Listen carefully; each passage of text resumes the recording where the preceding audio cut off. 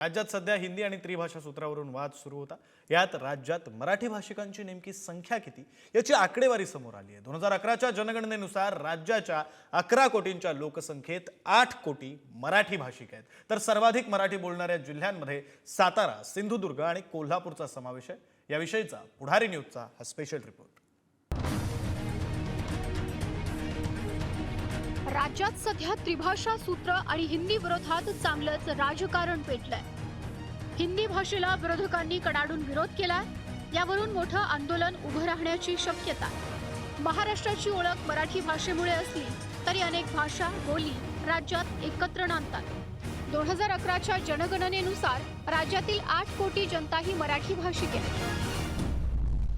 2011च्या जनगणनेनुसार राज्याची लोकसंख्या 11,23,74,333 इतकी आहे। या लोकसंख्येतील 8 कोटी म्हणजे 69% मराठी भाषिक आहेत। पश्चिम महाराष्ट्रात मराठी भाषिकांची संख्या 90% आहे। मुंबई महानगरात केवळ 35% मराठी भाषिक आहेत। साताऱ्यात 95.5% जनता मराठी भाषिक आहे। भंडाऱ्यात 93.19% जनता मराठी भाषिक आहे। सिंधुदुर्ग जिल्ह्यात 91.2% मराठी भाषिक आहेत। कोल्हापूर चौथ्या स्थानी आहे, 89.16% मराठी भाषिक आहेत। तर पुण्यात 78.17%, संभाजीनगरमध्ये 69.66% मराठी भाषिक आणि सर्वात कमी मराठी भाषिक नंदुरबारमध्ये 16.6% इथं मराठीचा वापर होतो। मराठी ही राजभाषा असली तरी राज्यात दुसऱ्या क्रमांकावर हिंदी आहे आणि त्याखालोखाल उर्दू, राजस्थानी, गुजराती, तेलुगू आणि कन्नड भाषिकांची संख्या आहे।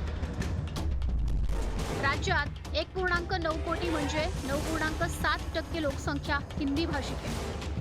उर्दू भाषिकांची संख्या 6.71% म्हणजे सुमारे 75 लाख। मुंबईत सर्वाधिक 25%, पुण्यात 20% लोकसंख्या हिंदी भाषिक आहे।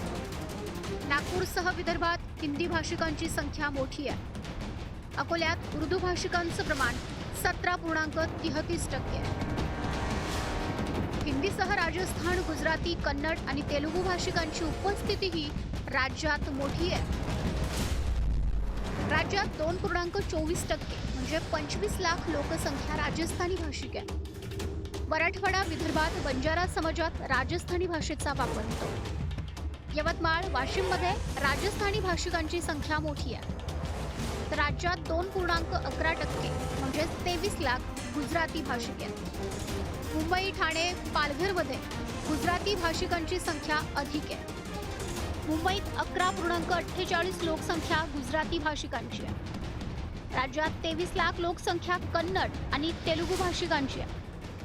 सीमावर्ती भागात कन्नड, तेलुगूचा प्रभाव आहे आणि सोलापूर याचं प्रमुख केंद्र आहे।